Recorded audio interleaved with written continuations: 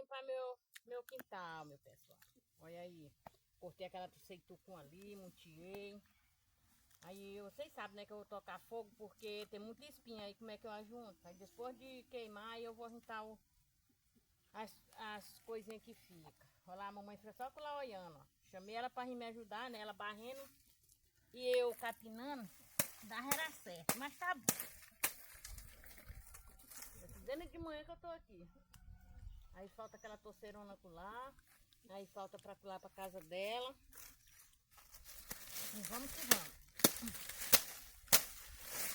Tem que limpar bem limpadinho por causa do morro. Ó. O morro é bem aqui. Ó como tem pé de árvore aqui, ó. Como tá o tanto de passarinho que tem. Tá chupando a florzinha. A aguinha da flor. Aí a galinha aqui fica ciscando.